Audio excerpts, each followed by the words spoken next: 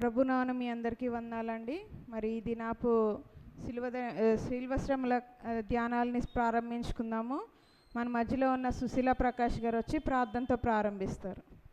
పరిశుద్ధం పరిశుద్ధం మంచి నిత్యం దోతలతోనూ భక్తులతోటి మాలాంటి వారితోటి నిత్యము కొనబడుచున్న దేవానికి లెక్కలేని స్తుతులు స్తోత్రాలు ప్రభు యేసునైనా. తండ్రి, గడిచిన కాలం నుండి ఇప్పటి వరకు మమ్మల్ని ఆయురారోగ్యాలతో నింపి సజీవులుగా ఉంచిన దేవానికి వందనాలు ప్రభ. తండ్రి, సిలువ ధ్యానాల్లో 23వ దినంలో ప్రవేశించి ఉన్నాం ప్రభ. తండ్రి, ఈ మండల కాలంలో ప్రభ నీతో ఎక్కువ గడిపే సమయమును, నీ వాక్యమును ఇంకా ఎక్కువగా తెలుసుకునే సమయాన్ని మాకు ఇచ్చిన దేవానికి వందనాలు ప్రభ. కూడి వచ్చిన బిడ్డలను బట్టి నీకు వందనాలు చెల్లించుకుంటున్నాం ప్రభ. వచ్చిన బిడ్డలను ఆశని నెరవేర్చమని వేడుకుంటున్నాం ప్రభ. పాటలు పాడుట్లోను, వాక్యం చదువుట్లో నువ్వే తోడుగా ఉండమని వేడుకుంటున్నాం ప్రభ. రావాల్సిన బిడ్డను సకాలంలో నడిపించమని వేడుకుంటున్నాం ప్రభ. తండ్రి, సిలువను గుర్చిన వార్త ప్రభ నశించిన వారికి వెరితనము కాని ప్రభ, రక్షించబడుచున్న మాకు మా సంఘానికి రక్షణగా ఉన్న దేవానికి వందనాలు ప్రభ. ఈ సిలువ జ్ఞానాల్లో మరి ఎక్కువగా నీ కోసం తెలుసుకుని నీతోటి ఎక్కువగా ప్రార్థించే భాగ్యం మాకు దయచేసినందుకు తండ్రి, ఈ చిన్ని ప్రార్థన తండ్రి నీ పవిత్రమైన పాదాల చెంత చేర్చుకోమని మా ప్రియకుమారుడు యేసు పరిశుద్ధ నామమున వేడుకుంటున్నాం తండ్రి, ఆమేన్. విమోచకుండా అన్న పాట. ఏ పాపమెరుగని ఓ పావనామూర్తి, పాప విమోచకుండా నా పాలి దైవమా, నా పాపముల కొరకి పాట్లు నందినావా. నా పాలి దైవమా, నా పాపముల కొరకి పాట్లు నందినావా. ముళ్ళతో కిరీటమల్లి నీ శిరముపై జల్లాటమున మోతిరా. ముళ్ళ పోట్లకు శిరము తల్లడిల్లగా సొమ్మసిల్లిపోతివే రక్షకా. ముళ్ళ పోట్లకు శిరము తల్లడిల్లగా సొమ్మసిల్లిపోతివే రక్షకా. కలువరి గిరిదనుక సిలువ మోయాలేక కలవరమునందినావా. సిలువ నీతో మోయతులువలు వేరొకని తోడుగా నిచ్చినారా. సిలువ నీతో మోయతులువలు వేరొకని తోడుగా నిచ్చినారా. చెడుగు యోధులు వెట్టు పడరాని పాట్లకు సుడివడి నడచినావా. కడకు కల్వరిగిరి కడకేగి సిల్వను గ్రక్కునాదించినారా. కడకు కల్వరిగిరి కడ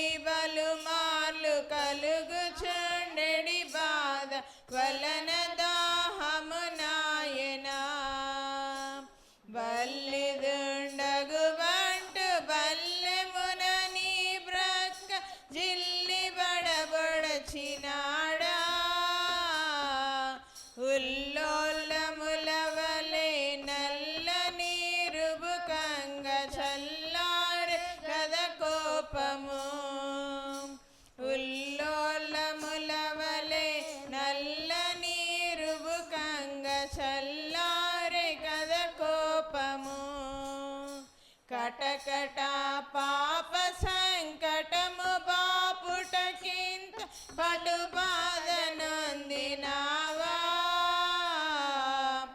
ఎటువంటిది ప్రేమ, ఎటువంటిది శాంతం, ఎటులవనింతు స్వామి. ఎటువంటిది ప్రేమ, ఎటువంటిది శాంతం, మెటులవనింతు స్వామి. ఏ పాప మెరుగని యో పావనమూర్తి, పాప విమోచకుండా. నా పాలి దైవమా, నా పాపముల కొరాకి పాట్లు నందినావా. నా పాలి దైవమా, నా పాపముల కొరాకి పాట్లు నందినావా. బాసిల్లను సిలువల పాపక్షమ యేసు ప్రభుని దివ్యక్షమ అన్న పాట పాడు. బాసిల్లెను సిలువలో పాపక్షమా, యేసు ప్రభుని దివ్య క్షమా. బాసిల్లెను సిలువలో పాపక్షమా, కలువరిలో నా పాపము పోచి సిలువకు నేను ఆహుతి చేసి. కలువరిలో నా పాపము పోచి సిలువకు నేను ఆహుతి చేసి. కలుషహరా కరుణించితివా, కలుషహరా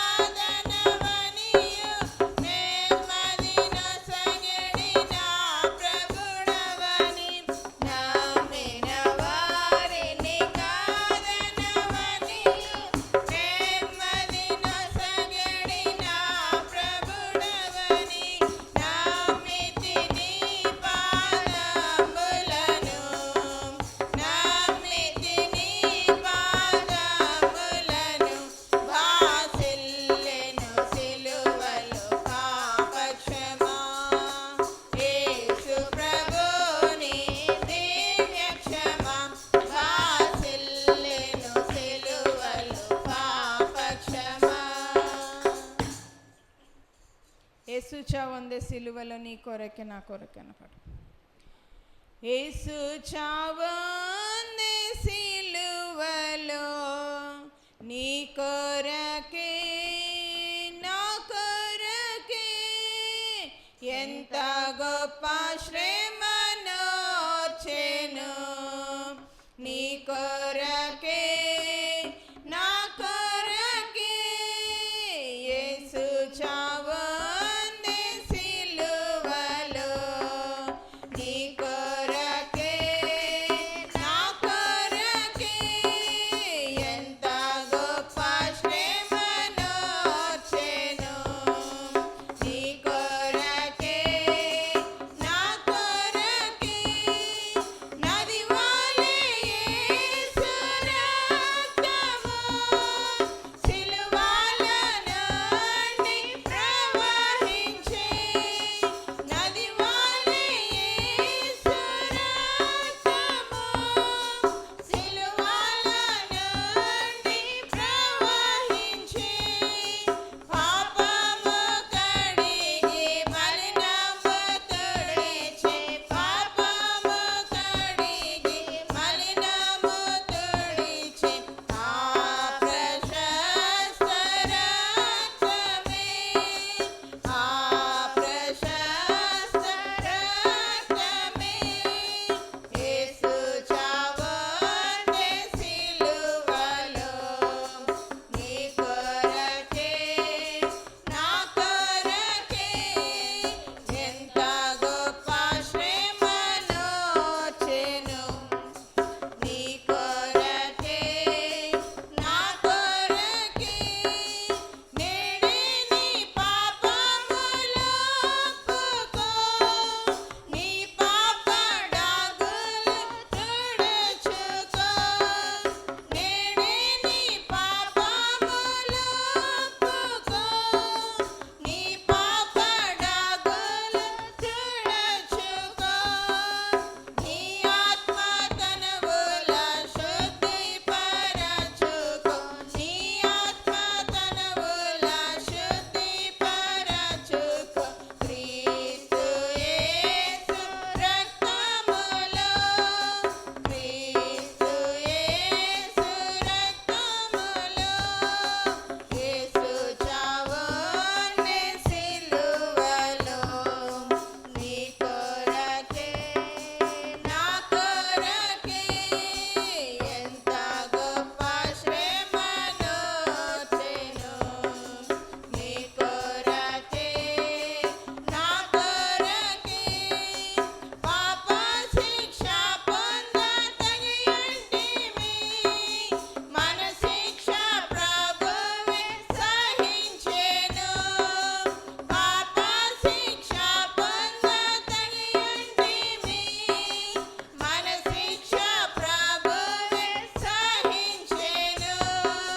నలుగా కొట్టబడి పొడవబడి నీకై, నలుగా కొట్టబడి పొడవబడి నీకై, అంగీకరించు యేసుని,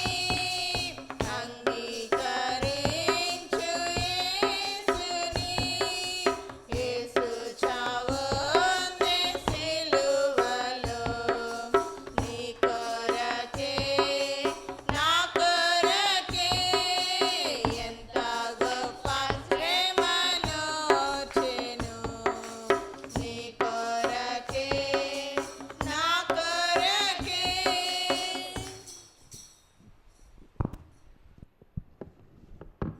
పాటలు పాడి దేవుని మహిమపరిచిన బిడ్డలకు ప్రత్యేకమైన వందనాలు తెలియజేస్తూ, ఈ యొక్క సమయంలో ఎవరైనా ప్రత్యేకమైన పాట పాడాలని ఆశ కలిగి ఉన్నట్లయితే వారికి సమయాన్ని ఇస్తా ఉన్నాం. సమయాన్ని సద్వినియోగం చేసుకోవాలని మనవి చేస్తా ఉన్నాం. నన్ను చూచువాడా, నిత్యం కాచువాడా, నన్ను చూచువాడా, నిత్యం కాచువాడా, పరిశోధించి తెలుసుకున్నావు,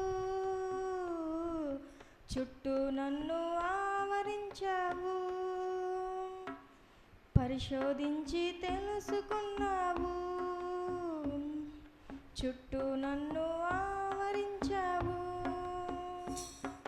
కూర్చుండుట లేచియుండుట, కూర్చుండుట లేచియుండుట బాగుగా ఎరిగి ఉన్నావు రాజా, బాగుగా ఎరిగి ఉన్నావు. నన్ను చూచువాడా, నిత్యం కాచువాడా, నన్ను చూచువాడా, నిత్యం కాచువాడా.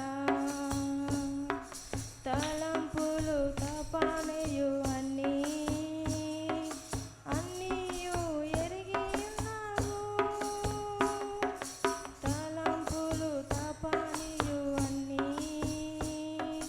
అన్నీయు ఎరిగి ఉన్నావు. నడచినను పడుకున్నాను అయ్యా నీవెరిగి ఉన్నావు.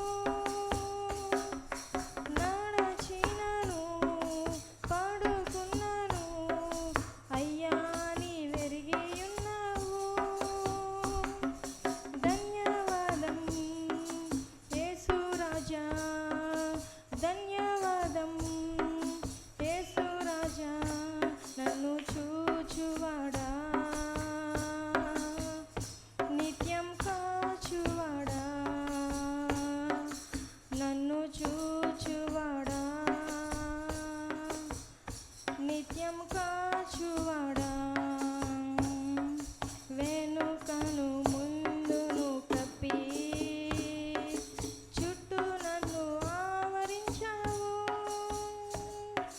వెనుకను ముందును కప్పి చుట్టూ నన్ను ఆవరించావు. చేతులచే అనుదినము పట్టి నీవే నడిపించావు. నీ చేతులచే అనుదినము పట్టి నీవే నడిపించావు. ధన్యవాదం యేసు రాజా, ధన్యవాదం యేసు రాజా. నన్ను చూచువాడా, నిత్యం కాచువాడా, నన్ను చూచువాడా, నిత్యం కాచువాడా. పరిశోధించి తెలుసుకున్నావు, చుట్టూ నన్ను ఆవరించావు. కూర్చుండుట లేచియుండుట బాగుగా ఎరిగి ఉన్నావు. కూర్చుండుట లేచియుండుట బాగుగా ఎరిగి ఉన్నావు. ధన్యవాదం యేసు రాజా, ధన్యవాదం యేసు రాజా, ధన్యవాదం యేసు రాజా. హల్లెలూయా.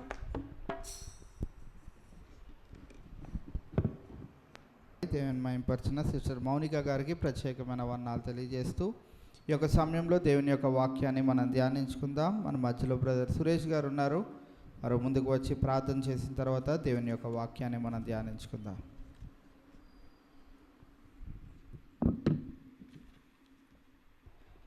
తండ్రి ప్రభా యేసునైనా మీకు వందనాలు స్తోత్రాలు ప్రభా. ఇదిగో ప్రభా గడిచిన దినాలన్నీ ప్రభా మీరు ఎక్కడి చోటను భద్రపరిచి ఇదిగో ప్రభా మరి 40 రోజులు ఉపవాస ప్రార్థనలో ప్రభా మమ్మల్ని నడిపిస్తున్న రీతికి మీకు వందనాలు స్తోత్రాలు ప్రభా. ఇదిగో ప్రభా 23వ రోజులో ప్రభా మేమందరము కూడి ప్రభా మేము స్తుతించి ఆరాధించే భాగ్యాన్ని ప్రభా మాకు దయచేసినందుకు వందనాలు స్తోత్రాలు ప్రభా.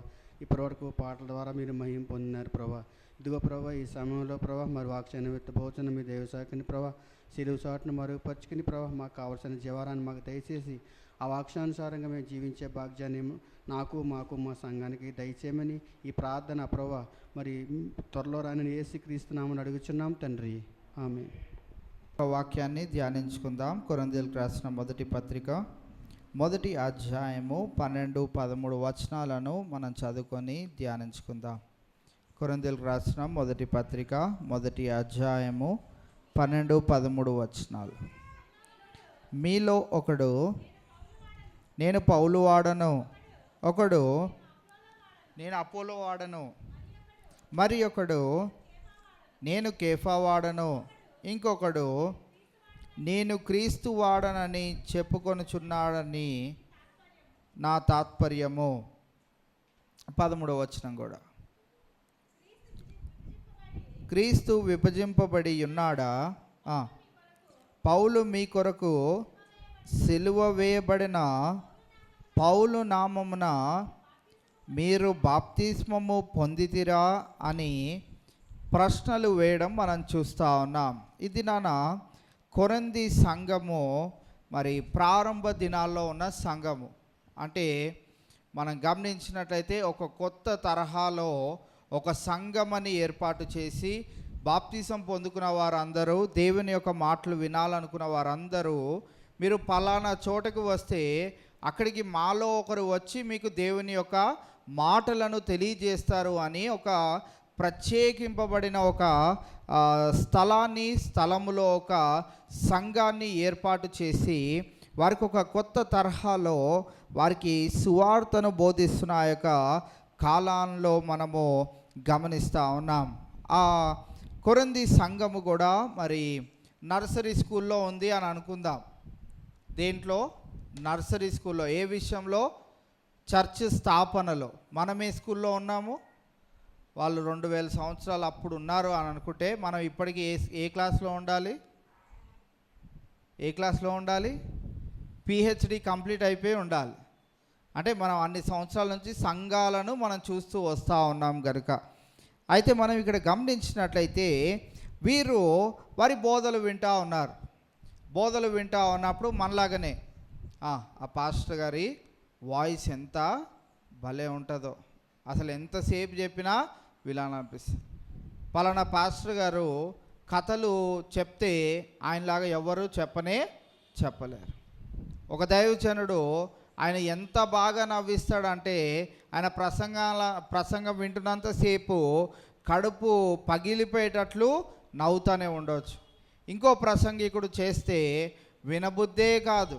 ఇంకో ప్రసంగికుడు చేస్తే చెప్పినంతసేపు నిద్ర ఆపుకోలేక చాలా బలవంతంగా కూర్చోవాల్సి వస్తుంది. ఇక్కడ కూడా వీరికి వచ్చిన ప్రాబ్లం కూడా అదే. కొందరు అంటూ ఉన్నారు, ఏమని అంటున్నారు? మీలో ఒకడు నేను పౌలు వాడను, నాకు పౌలు చెప్పే మాటలే నాకు ఇష్టం కనుక నేను ఎవరు వాడను? నేను పౌలు వాడను. ఇంకొకడు అంటా ఉన్నాడు, నేను అపోలో వాడను. మరి ఒకడు అంటా ఉన్నాడు, నేను కేఫా వాడను, నాకు ఆయన మాటలే నచ్చుతాయి, నేను వారికి సంబంధించిన వారని. ఇంకొకరు అంటా ఉన్నారు, నేను క్రీస్తు వాడనని చెప్పుకొనుచున్నారని నా తాత్పర్యం అనే విషయాన్ని ఇక్కడ కొరింథీ సంఘానికి పౌలు భక్తుడు తెలియచేయడం మనం చూస్తూ ఉన్నాం.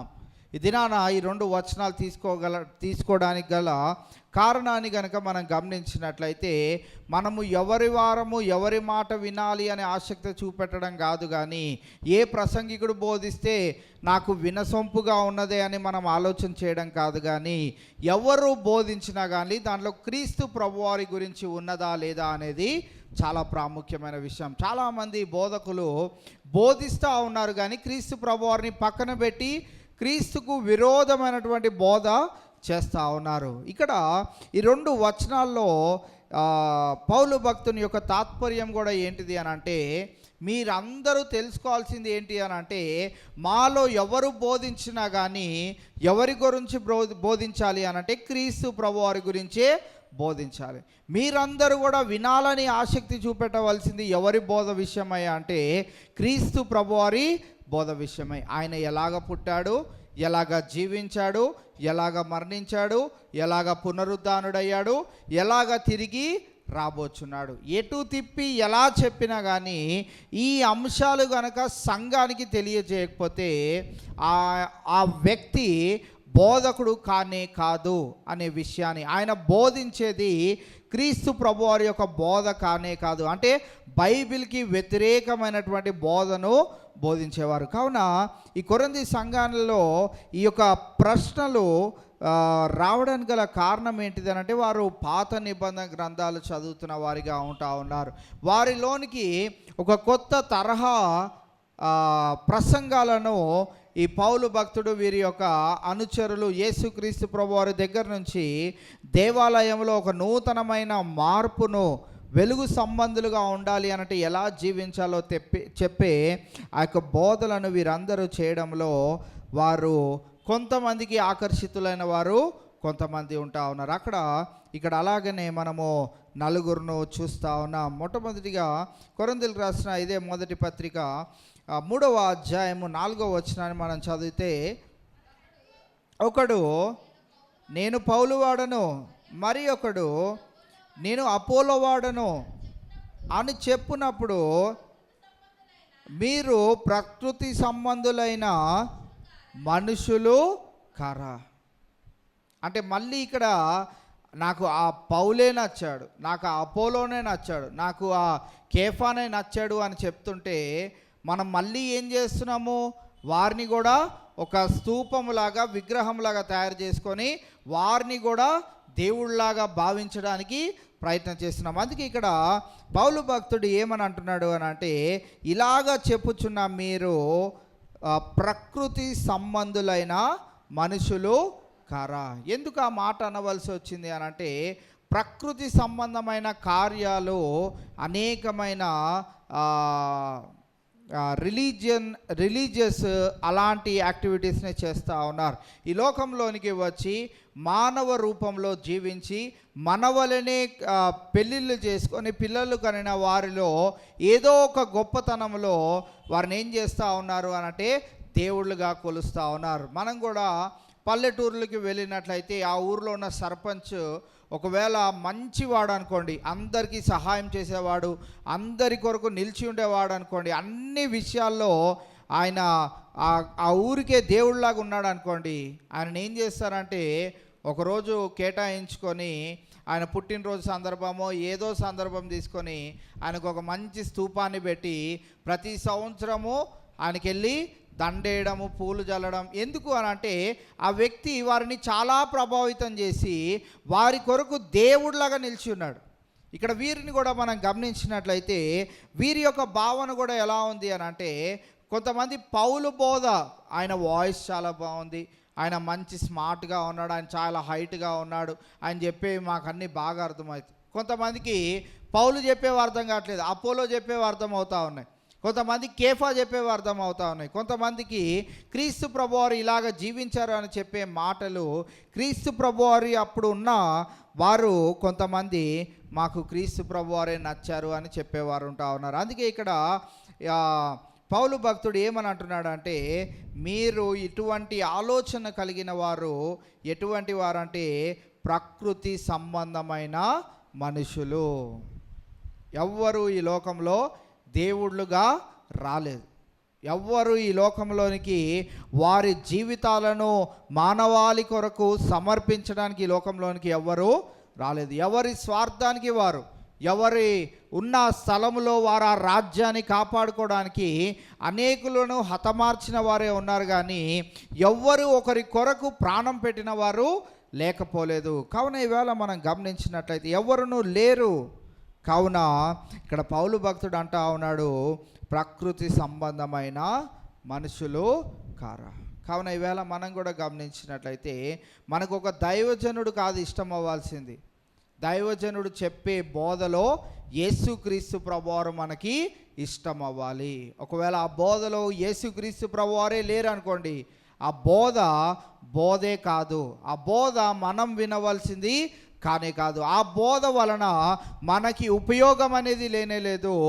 అంతకు ఇంకా ఒక మెట్టు ఎక్కువగా వెళ్ళి చెప్పాలి అని అంటే, ఆ బోధ ద్వారా మనం పరలోక రాజ్యానికి చేరే ఆ యొక్క అర్హతను కూడా కోల్పోయే పరిస్థితుల్లో మనము చేజారిపోతూ ఉంటాం. కావున ఈవేళ మనం గమనించినట్టయితే మనము ప్రకృతి సంబంధమైన వారిగా మనం ఉండకూడదు. అంటే మనం గమనించినట్లయితే నిన్నటి దినాన కూడా నేను వాక్యాన్ని ప్రారంభించినప్పుడు నేను ఒక మాటను చెప్పాను. దైవజనులు నిలబడి బోధిస్తున్నప్పుడు వారు మనల్ని హెచ్చరిస్తారు, వారు మనకి బుద్ధి చెప్పే మాటలు చెప్తారు, వారు మనల్ని సరైన త్రోవలో నడిపించడానికి అనేకమైన విధాలైనటువంటి ప్రయత్నాలు చేస్తూ ఉంటారు. వారు ఏది వ్యక్తిగతముగా ఒకరిని ఉద్దేశించి చెప్పే మాటలు కాదు, అవి మనము గమనించినప్పుడు మనల్ని సరైన మార్గంలోనికి తీసుకురావడానికి ఆ మాటలను చెప్తున్నారనే విషయాన్ని ఎవరైతే గ్రహించగలుగుతారో, ఎవరైతే ఆ రీతిగా మార్చబడగలుగుతారో వారు క్రీస్తు పోలికలోనికి వారి జీవితాన్ని మలుచుకోగలుగుతారు. కావున ఇక్కడ మనం గమనించినట్లయితే పౌలు భక్తుడు అంటా ఉన్నాడు, మీరు ఒకరి మాటలను వినాలని. వీరి మాటలు నా చెవులకు ఎంతో వినసొంపుగా ఉన్నాయి. చాలా చర్చిల్లో నేను చేసే బోధ లాంటి బోధ చేస్తే కొన్ని సంఘాలలో ఉన్నవారు యాక్సెప్ట్ చేయరు. నాకు ప్రత్యేకంగా ఎదురైన ఒక సంఘటన మీలో చాలామందికి తెలుసు, చాలాసార్లు చెప్పాను, మళ్ళీ ఒకసారి గుర్తు చేస్తున్నాను. నేను రాజమండ్రి ప్రాంతం వెళ్ళి అక్కడ రాజీవ్ కాలేజ్ గ్రౌండ్స్లో ఉన్న లూథరన్ చర్చ్, దానికి 100 సంవత్సరాల పైబడి చరిత్ర ఉన్నది. ఇంకా ఆ చర్చ్ని మీరు చూస్తే పాతబడ్డ చర్చ్ లాగానే ఉంటుంది. ఏవో లైట్లు మార్చారు అంతే, మనలాంటి బల్బులు ఏవో పెట్టుకున్నారు అంతే. ఆ రాళ్లతో తయారు చేయబడిన మిషనరీస్ ఎవరైతే ఫారెన్ నుంచి వచ్చి తయారు చేశారో, ఎవరైతే కట్టారో ఆ చర్చ్ని అలానే ఉంచారు. అవునన్నా, అలానే ఉంచారు. ఎంత 100 సంవత్సరాల పైనే కదా, 100 సంవత్సరాల పైనే. ఆ సంఘంలో ఒకరోజు ఇలానే లెంట్ సీజన్లో నేను రాజమండ్రి వెళ్ళడం జరిగింది.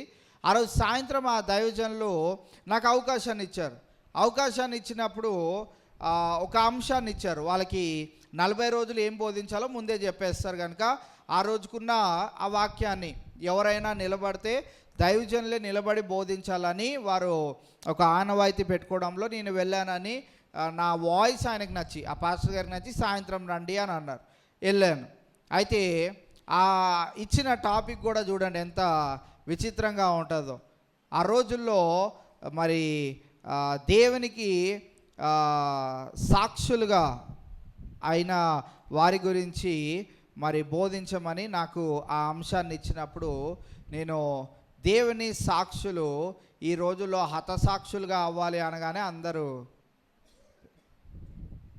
ఆ మెయిన్ లైన్ చర్చెస్ అన్నిట్లో ఉన్న ప్రాబ్లం ఏంటిదని అంటే, బైబిల్లో ఆ రోజుల్లో ఏం జరిగిందో అదే కథ ఈ రోజుకి వాళ్ళకి వినిపించాలి అంతే. మనల్ని ఇన్వాల్వ్ చేయకూడదు, కూర్చున్న మనుషులందరినీ ఇన్వాల్వ్ చేసి చెప్పకూడదు. ఎప్పుడైనా ఇన్వాల్వ్ చేసి చెప్పామనంటే ఆ ఫ్యామిలీస్లో చాలామంది వినడానికి ఆసక్తి చూపెట్టేవారే. ఇన్ఫ్యాక్ట్ ఒకటే ఒక ఫ్యామిలీ, ఆయనకి ఆ చర్చ్లో కూడా చాలా డిస్టర్బెన్సెస్ ఉన్నాయంట. చాలాసార్లు ఆయనని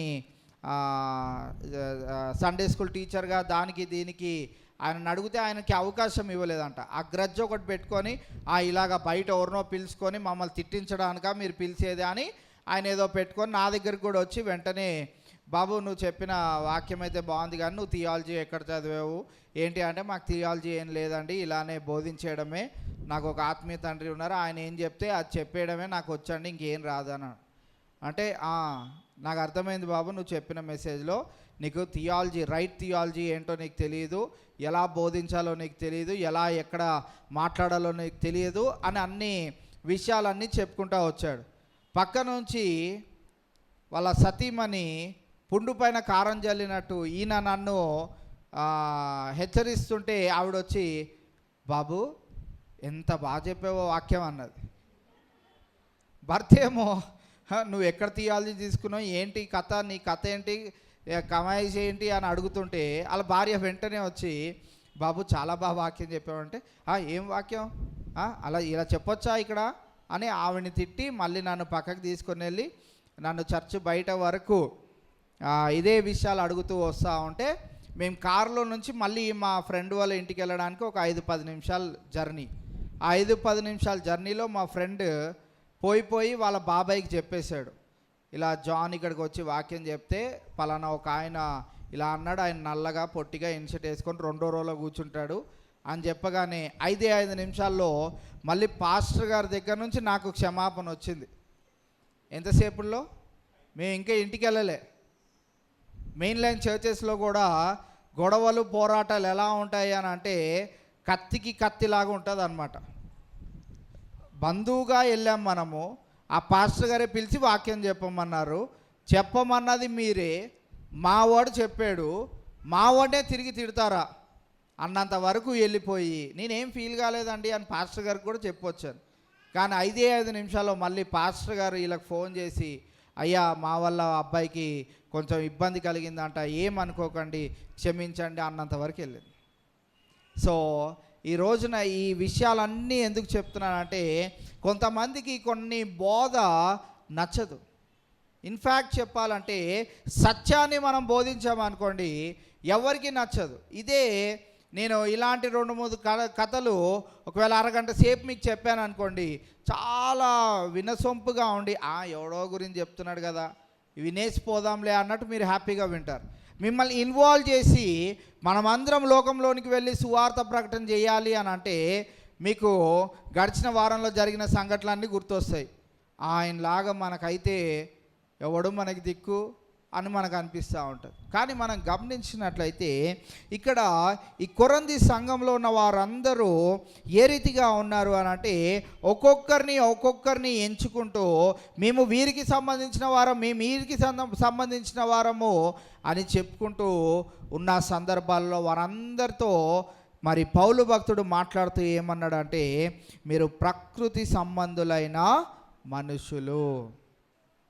ప్రకృతి సంబంధమైన మనుషులం అంటే నిన్నటి దినాన మనం యోహాను పత్రికలో ధ్యానించుకున్నాం కదా.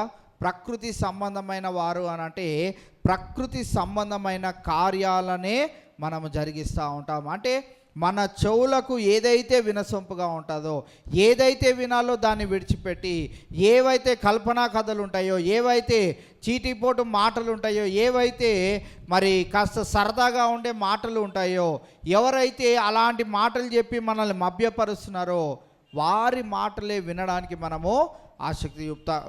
యేసుక్రీస్తు ప్రభువారు ఈ లోకంలోనికి వచ్చి తండ్రి చిత్తాన్ని నెరవేర్చిన విధానాన్ని మనం చెప్పి ఆ రీతిగా ఆయన పోలికలో ఉండాలి అని అంటే అందరికీ బాధ కలుగుతుంది. కావున ఇక్కడ పౌలు భక్తుడు సెలవిస్తున్న మాట ఏంటిదనంటే మీరు ప్రకృతి సంబంధమైన మనుషులు.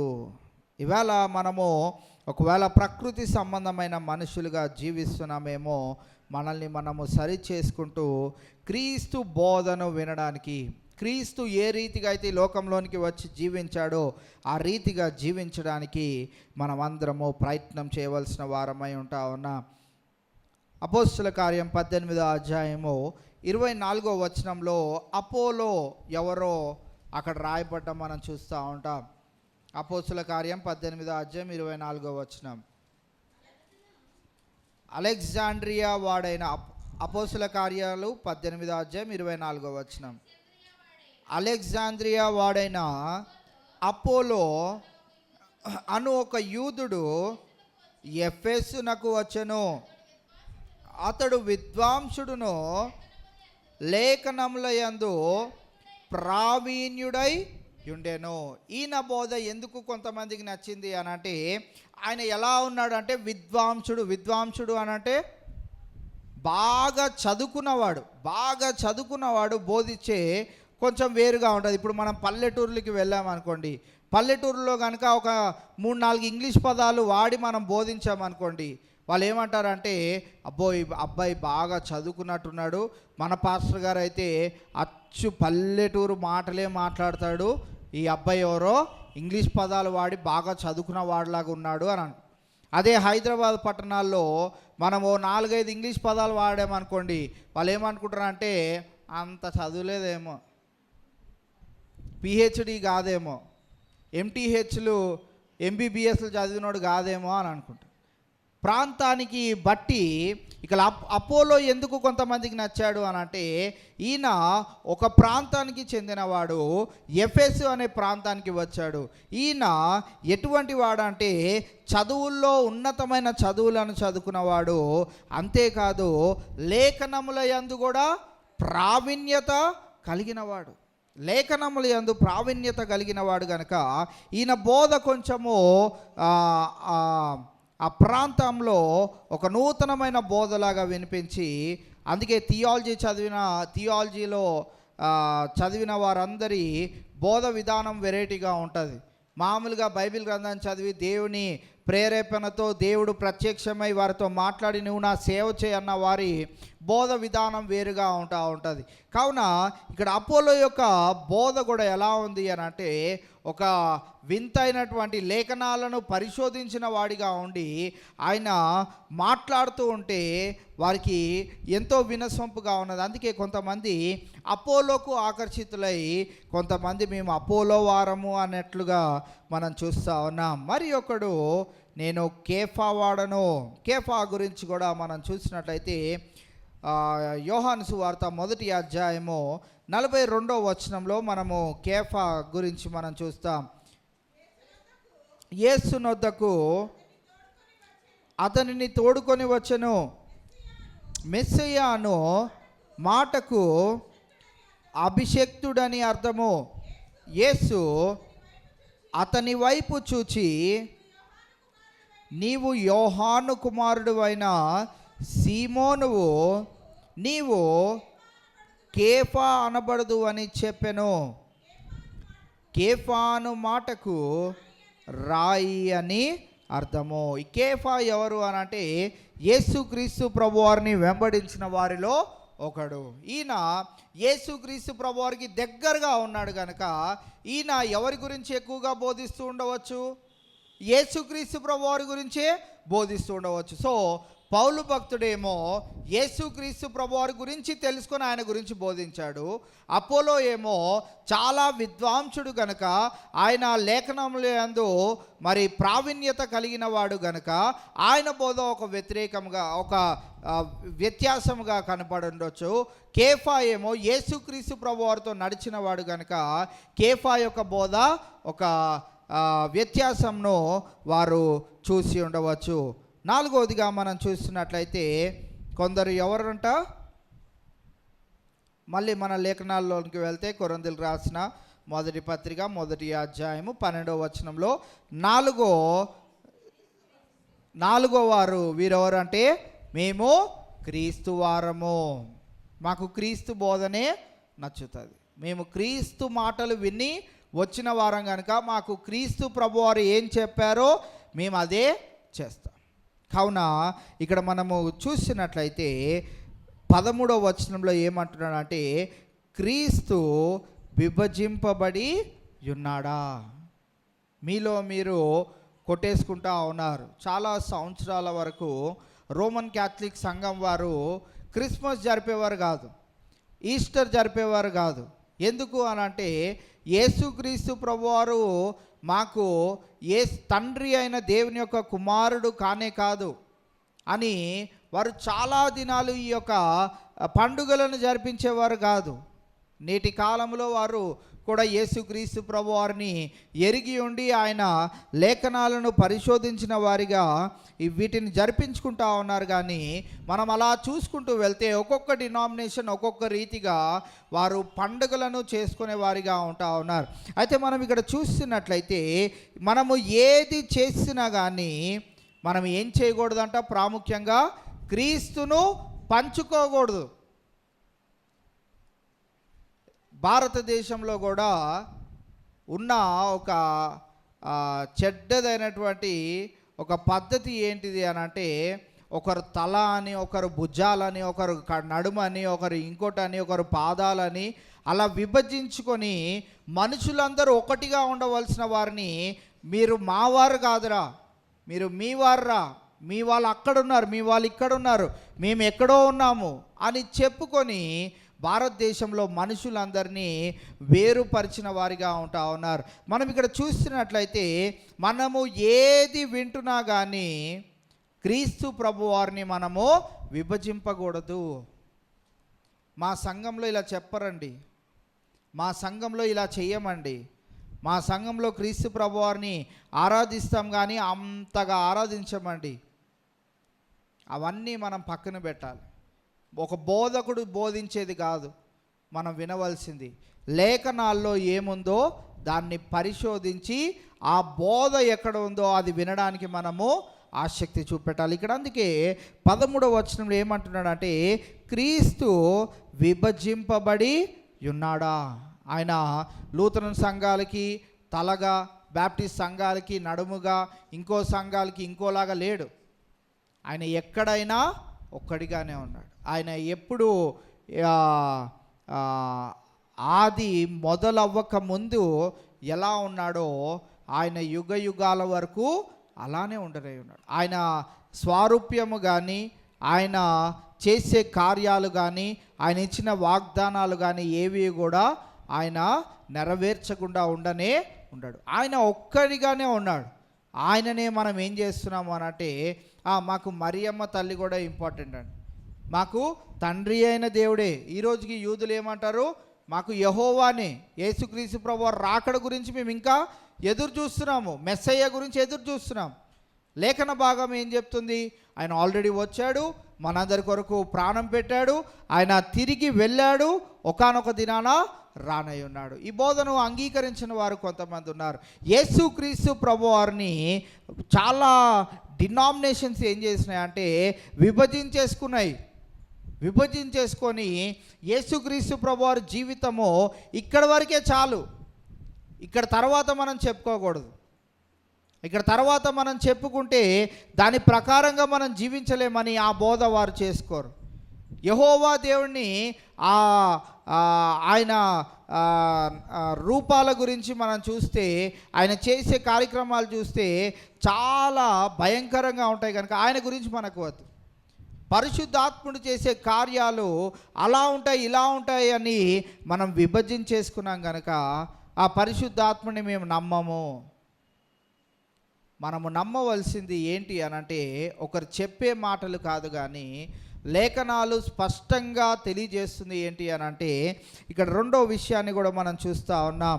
పౌలు మీ కొరకు సిలువ వేయబడెనా, దాని తర్వాత పౌలు నామమున మీరు బాప్తిస్మము పొందితిరా. అందుకే మత్తయి సువార్త 28వ అధ్యాయంలో చెప్పబడిన విశేషమైన మాటను మనము చాలాసార్లు చదువుకొని ఉన్నాం. 19వ వచనాన్ని మనం చూస్తే మత్తయి సువార్త 28:19, కాబట్టి మీరు వెళ్ళి సమస్త జనులను శిష్యులుగా చేయుడి, తండ్రి యొక్కయు కుమారుని యొక్కయు పరిశుద్ధాత్మ యొక్కయు నామములోనికి వారికి బాప్తిస్మము ఇచ్చుచు.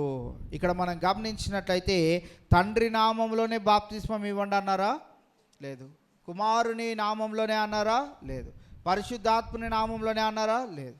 తండ్రి, కుమార, పరిశుద్ధాత్మ నామములో బాప్తిస్మం ఇవ్వండి అని అన్నారు. కావున ఈవేళ మనం గమనించినట్లయితే బైబిల్ గ్రంథం స్పష్టంగా తెలియజేస్తూ ఉన్నది, యేసుక్రీస్తు ప్రభువారిని విభజించడానికి కానీ, తండ్రి, కుమార, పరిశుద్ధాత్మలు వీరు వేరు, వీరి లక్షణాలు వేరు, వీరున్న సమయాలు వేరు, వారిప్పుడు లేరు, పరిశుద్ధాత్ముడే ఉన్నాడు అని మనము అనేకమైన విషయాలను మనం చూస్తూ ఉంటాం.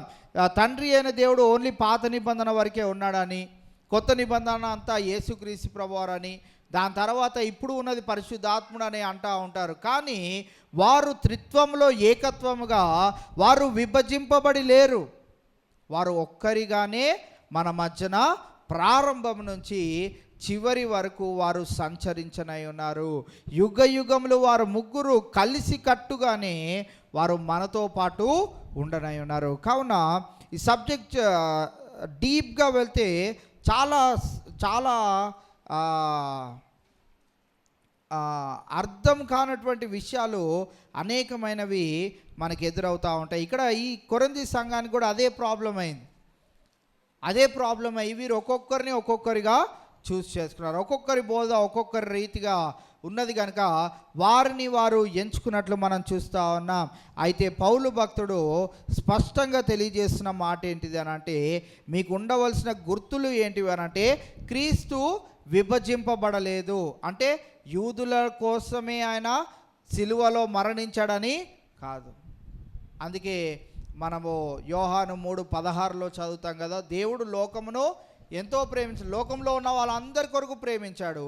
అయితే లేఖనాలు పాత నిబంధనలో ఉన్న లేఖనాల నెరవేర్పు కొరకు ఆయన యూదా ఆ యొక్క వంశావళిలో నుండి ఆయన రావాల్సి ఉన్నది కనుక ఆ రీతిగా వారు ఉన్న ఆ యొక్క వంశములో ఆయన పుట్టవలసి వచ్చింది. కావున ఈవేళ మనం గమనించినట్లయితే క్రీస్తు ప్రభువారు విభజింపబడలేదు. రెండో సూచన ఏంటిది అని అంటే, పౌలు మీ కొరకు సిలువ వేయబడెనా. మనందరి కొరకు ఎవరు సిలువ వేయబడ్డారు? ఇంకెవరైనా వేయబడ్డారా? ఎవ్వరూ వేయబడలేరు. మనం ఎవరి బోధ వినాలి? మరి ఎవరి గురించి నేర్చుకోవాలి?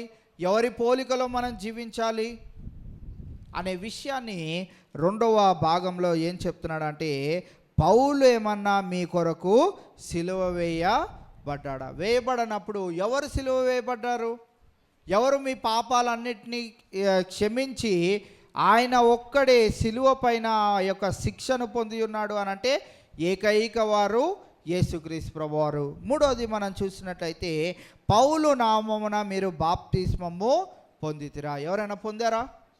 ఆయన ఎంత 14 పత్రికలు రాసినా, ఎంత పరిచర్య చేసినా, తన జీవితాన్ని సమర్పించుకొని యేసుక్రీస్తు ప్రభువారికి కొరకు ఉన్నా కానీ పౌలు నామంలో బాప్తిసం ఎవరు పొందలేదు. కావున ఈవేళ ఈ 2 వచనాల్లో నుండి మనం గమనించవలసిన ప్రాముఖ్యమైన విషయము, ఈ ప్రస్తుత ఈ కాలంలో ఉన్న బైబిల్ గ్రంథం మన చేతిలో ఉన్న మనము గమనించవలసిన ప్రాముఖ్యమైన విషయం ఏంటిది అని అంటే, మీకు ఒక దైవజనుడు నిలవబడి మాట్లాడే మాటలు కాదు మీకు నచ్చవలసింది, ఆ మాటల్లో ఉన్న యేసుక్రీస్తు ప్రభువారు. అదే ఇక్కడ పౌలు భక్తుడు మనకి కూడా తెలియచేయాలని ఆశపడతా ఉన్నాడు. కావున ఈవేళ మనం గమనించినట్లయితే మనము ఎవ్వరి వారము కాదు, మనము ఏకైక క్రీస్తు ప్రభువారం. ఆయనే మన కొరకు మరణించాడు, ఆయన మన కొరకు మన పాపాల నిమిత్తమై ఆయనే బలియాగమయ్యాడు, మన కొరకు రక్తాన్ని చిందించాడు, మన కొరకు తన శరీరాన్ని నలగొట్టుకున్నాడు. ఇంకా ఎవ్వరూనూ ఈ యొక్క త్యాగము చేయలేదు కనుక నీకు దేవుడుగా ఒకరు ఉండాలి అనంటే అది యేసుక్రీస్తు ప్రభువారే అయ్యి ఉండాలి. నీకు ఒకరు తండ్రిగా ఉండాలి అనంటే అది యేసుక్రీస్తు ప్రభువారే అయి ఉండాలి. నీకొకరు మరి సహోదరుడుగా ఉండాలంటే అది యేసుక్రీస్తు ప్రభువారే ఉండాలి. నీకొకరు స్నేహితుడుగా ఉండాలి అనంటే అది కూడా యేసుక్రీస్తు ప్రభువారే ఉండాలి. క్రైస్తవ జీవితంలో మనం ముందస్తుగా భక్తిలోనికి ఎదగాలి అనంటే కూడా నీ జీవితంలో ఎవరు ప్రభావితంగా ఉండాలి అనంటే యేసుక్రీస్తు ప్రభువారు ఒక్కరే. ఎందుకనంటే పౌలు జీవితంలో చూసినట్లయితే పౌలు కూడా ఒకానొక సమయంలో పడిపోయిన వాడే, పాపంలో పడిపోయిన వాడే. మోషే పడిపోయిన వాడే, అబ్రహాం పడిపోయిన వాడే, ఆదాం పడిపోయిన వాడే, నోవాహు పడిపోయిన వాడే, సొలొమోను పడిపోయిన వాడే, ప్రవక్తలు కూడా పడిపోయిన వారే. ఈ నూతన నిబంధనలోనికి వస్తే శిష్యులు అనేటువంటి వారందరూ కూడా పడిపోయిన వారే. యేసుక్రీస్తు ప్రభువారు మృతి చెందుతున్న సమయంలో ఎవరు ఉన్నారా? ఎవ్వరూ లేరు. ఎవరిని అడిగినా కానీ మాకు ఆయనకు సంబంధము లేనే లేదు, మేము ఏదో ఆయనతో తిరిగాం జాలీగా కొన్ని రోజులు, మీరు తిరగట్లేదు కనుక మేము తిరిగాం అంతే, మాకు ఆయనకు సంబంధం లేనే లేదు అన్నవారు. యోహాను ఒక్కడే ఆయన దగ్గర ఉన్నాడు. యోహాను కూడా పడిపోయిన వాడే. అయినప్పటికీ వారందరూ హతసాక్షులుగా ఉండి యేసుక్రీస్తు ప్రభువారిని బోధించిన వారు. కావున ఈవేళ మనం గమనించినట్లయితే మనందరి జీవితాల్లో కూడా ప్రాముఖ్యతను లేకుంటే ప్రభావితం చేయవలసింది ఎవరు అని అంటే యేసుక్రీస్తు ప్రభువారి యొక్క జీవము, జీవించడము, జీవితము, మరణించడము, పునరుద్ధానము, తిరిగి రావడము, ఇవే మన జీవితాన్ని ప్రభావితం చేయాలి. ఇవే మనం వినడానికి ఆసక్తి చూపెట్టాలి. నీ జీవితంలో పాపాన్ని విడిచిపెట్టాలంటే యేసుక్రీస్తు ప్రభువారు నా కొరకు మరణించాడు. పౌలు పత్రికలు రాస్తే మనకేమైనా ఉపయోగమా? పత్రికలు రేకపోయినా కానీ యేసుక్రీస్తు ప్రభువారు జీవితం ఒక్కటే ఉంటే మనకు సరిపోయేది. అయితే పౌలు పత్రికల్లో నుంచి మనం ఏం నేర్చుకుంటా ఉంటామనంటే పరలోక రాజ్యంలోనికి వెళ్ళినప్పుడు మనకి బహుమానాలు ఉన్నాయి అని వీరందరూ తెలియజేస్తారు. సువార్తల్లో మనకు కనిపించవు, కిరీటాలు కనిపించవు, పరలోక రాజ్యంలో ఏం జరగబోతుందో కనిపించదు. వీరందరూ వారి పత్రికల్లో రాశారు ఏం జరగబోతుంది, పరలోక రాజ్యంలో ఏం ఉండబోతుంది అనే విషయాలు పరిశుద్ధాత్మని ద్వారా వీరందరూ ప్రేరేపించబడి వీరు రాసి ఉంచారు. కావున ఈవేళ ఎవరు మనల్ని ఏ రీతిగా ప్రభావితం చేసినా కానీ, ఎవరి జీవితం ఏ రీతిగా ప్రభావితం చేసినా కానీ, దానిలో ప్రాముఖ్యంగా మనందరికీ కనపడవలసింది యేసుక్రీస్తు ప్రభువారు ఒక్కరే. ఆయన ఒక్కరినే మనము ఎవరు మాట్లాడుతున్నా కానీ, ఎవరు ఏ పని చేస్తున్నా కానీ దాంట్లో యేసుక్రీస్తు ప్రభువారు ఉన్నారా లేదా అనేది మనము గమనించుకోవాలి. కావున ఎవరి బోధ విన్నా, ఏమి చేసినా కానీ మనకి ఆ బోధకుడు నచ్చడం కాదు, ఆ బోధించే బోధ నచ్చడం కాదు, ఆయన చెప్పే కథలు నచ్చడం కాదు, కానీ ఆ బోధలో యేసుక్రీస్తు ప్రభువారు ఉన్నారా లేదా అనేది మనము గమనించుకుంటూ మనం జీవించవలసిన వారమై ఉంటా ఉన్నాం. పౌలు భక్తుడు అదే మరి కొరింథీ సంఘానికి తెలియజేస్తూ ఉన్నాడు. మాలో ఎవరు కూడా సిలువ వేయబడలేదు, మాలో ఎవరు కూడా మా నామాల్లో బాప్తిసం ఇవ్వలేదు, మాలో ఎవరు కూడా మరి మీ కొరకు చనిపోలేదు. చనిపోయిన ఆయనను చూడండి, చనిపోయిన ఆయన గురించి మేము మీకు బోధిస్తున్నాము. మాలో ఎవరిని మీరు చూడకూడదు, మాలో ఎవరిని కూడా మీరు పోలి నడుచుకోకూడదు అని పౌలు భక్తుడు ప్రత్యేకంగా సంఘానికి తెలియజేయడం మనము చూస్తూ ఉన్నాం. కావున దినాన మనకి యేసుక్రీస్తు ప్రభువారి యొక్క జీవితము చాలా ప్రభావితమైన జీవితంగా ఉండాలి. ఎందుకనంటే ఆయన మన కొరకు సిలువ వేయబడి ఉన్నాడు. ఆయన నామంలోనే మనం బాప్తీసం తీసుకొని ఆ రక్షణ మార్గంలో కొనసాగలుగుతాం. ఇంకా ఎవరి నామంలో ఇచ్చిన ఏ దైవజనుడు ఎంత గొప్ప యేసుక్రీస్తు ప్రభువారికి హతసాక్షిగా జీవించి మరణించినా కానీ ఎవరి నామంలో కూడా రక్షణ లేదు. అది బైబిల్ గ్రంథం స్పష్టంగా తెలియజేస్తూ ఉంది. ఎవరి నామంలో లేదు, ఏకైక నామము యేసుక్రీస్తు ప్రభువారి నామము. కావున ఆయన బోధ కఠినంగా ఉంటుంది, ఆయన బోధ మన హృదయాలని నొప్పించేటట్టుగా ఉంటుంది, ఆయన బోధ అంత వినసొంపుగా ఉండదు, ఆయన బోధ మనకి అంత నచ్చేటట్లుగా ఉండదు. ఎందుకనంటే ఆయన మన జీవితంలో ఉన్న పాపాన్ని అంతటిని తీసివేయాలనుకుంటాడు కనుక, ఆయన మనల్ని పరిశుద్ధపరచాలనుకుంటాడు కనుక, ఆయన మనల్ని పవిత్రపరచాలనుకుంటాడు కనుక ఆయన బోధ నచ్చదు. ఎవరికి నచ్చుతుంది అని అంటే, నిన్నటి దినాన యోహాను పత్రికలో చదువుకున్న రీతిగా ఎవరైతే వెలుగు దగ్గరికి, సత్యవర్తనుడు ఎక్కడికి రావాలనుకుంటాడంట, వెలుగు దగ్గరికి రావాలనుకుంటాడంట. దుష్కార్యములు చేసేవాడు వెలుగు దగ్గరికి అసలు నేను రానంటే రానంటాడంట. సో ఆ వెలుగు ఎవరు అని అంటే యేసుక్రీస్తు ప్రభువారు. ఆ వెలుగు దగ్గరికి ఎవరు వస్తాడంటే సత్యవర్తనులే వస్తూ ఉంటారు. సత్యాన్ని విని ఆసక్తిగా సత్యాన్ని వెంబడించేవారే మరి ఆ వెలుగు దగ్గరికి రాగలుగుతారు. కనుక ఆ రీతిగా మనం అందరం ఉండునట్లు పరిశుద్ధాత్మ దేవుడు మనందరికీ సహాయము చేయునుగాక. దేవుడి కొద్ది మాటలు మనందరి వెనుకల్లో భద్రపరచుగాక. చివరి ప్రార్థన చేసుకుందాం. 10th క్లాస్ ఎగ్జామ్స్ రాసిన బిడ్డల కొరకు, అలాగే SSC ఎగ్జామ్స్ రాస్తున్న బిడ్డలు వారి ఫైనల్ ఎగ్జామ్ వెనస్డే రోజున రాయబోతున్నారు. సో రాయబోయే ఎగ్జామ్లో దేవుడు వారికి సహాయం దయచేలాగున వారి కొరకు ప్రార్థన చేద్దాం. ఇంటర్మీడియట్ ఎగ్జామ్స్ రాసిన బిడ్డల కొరకు ప్రార్థన చేద్దాం. అలాగే ఎంసెట్ నీట్ కొరకు, ఈ ఎంట్రన్స్ ఎగ్జామ్స్ కొరకు ప్రిపేర్ అవుతున్న బిడ్డల కొరకు కూడా ప్రార్థన చేద్దాం. అలాగే మే 1, 2, 3 తారీఖుల్లో జరగబోయే ఆ యొక్క మీటింగ్స్లో మరి రాబోచున్న గెస్ట్ స్పీకర్ ప్రసంగికులు రెవరెండ్ పసుల జయప్రకాష్ గారి గురించి ప్రార్థన చేద్దాం. సాంగ్స్ ప్రాక్టీస్ గురించి, కరెంట్ గురించి, వాతావరణం గురించి ప్రార్థన చేద్దాం. అలాగే మటల ఆదివారం గురించి ఏప్రిల్ 13వ తారీఖున మటల ఆదివారం జరగనే ఉన్నది. 18వ తారీఖు గుడ్ ఫ్రైడే ఆరాధన జరగనే ఉన్నది, 7 మాటలు మాట్లాడే వారి గురించి. అలాగే 20వ రోజున ఈస్టర్ పండుగ కూడా జరగనే ఉన్నది. ఈ ఆరాధనలన్నింటినీ దేవుని మహిమార్థమై మనందరం జరిపించుకొనిలాగున మన మధ్యలో ఉన్న పాస్టర్ గారు వచ్చి చివరి ప్రార్థన చేయవలసిందిగా మనవి చేస్తా ఉన్నాం.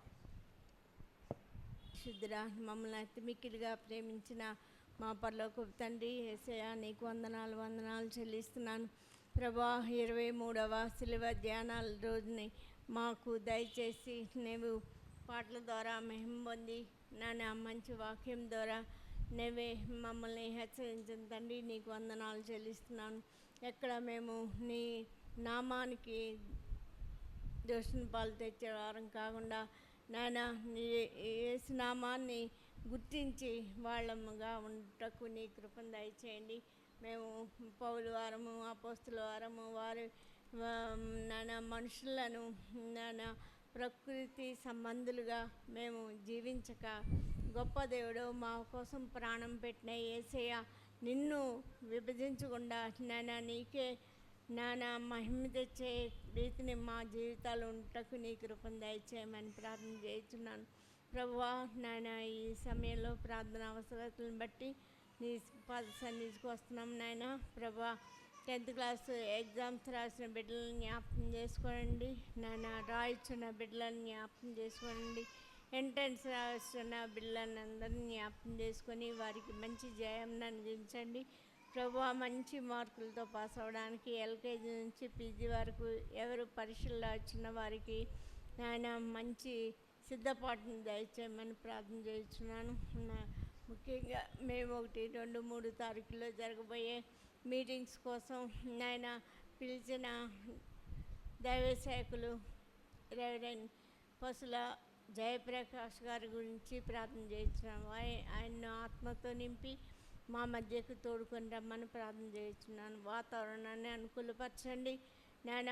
మరి ముఖ్యంగా మట్లాదివారం ఆరాధనను, గుడ్ ఫ్రైడే ఆరాధనను నాయన, ఈస్టర్ ఆరాధనను నీ కృపగల హస్తాలకు అప్పచెప్పుకొంచున్నాను నాయన. గుడ్ ఫ్రైడే రోజు మాట్లాడినైనా 7 బిడ్డలను జ్ఞాపకం చేసుకున్నాము. వారిని కూడా మంచి సిద్ధపాటును దయచేయండి, ఆత్మతో నింపండి. మట్టుకు సంఘ కార్యక్రమాలన్నీ నీ కృపలో జ్ఞాపకం చేసుకొని అన్నీ నీ మహిమార్థం జయకరంగా జరిపించమని నా ప్రభువును రక్షకుడినైన యేసుక్రీస్తు పరిశుద్ధ నామంలో వేడుకుంటున్నాను తండ్రి. ఆమేన్. నాన్న తిరిగి యథావిధిగా సాయంకాలం 7:30 గంటలకు 24వ రోజు శిలువ ధ్యానాల కూడిక మందిరంలో జరుగుతుంది కనుక మీరు అందరూ సకాలంలో రావాల్సిందిగా మీకు మనవి చేస్తున్నాం. ఎవరైనా వాక్యం చెప్పాలని ఆశ కలిగి ఉన్నట్లయితే దయచేసి సమయాన్ని సద్వినియోగం చేసుకోవాలని కూడా మీకు మనవి చేస్తూ ఉన్నాం. మనవి చేస్తూ ఈ యొక్క కూడిక ఇంతటితో ముగిసిందని కూడా తెలియజేస్తున్నాం. Thank you.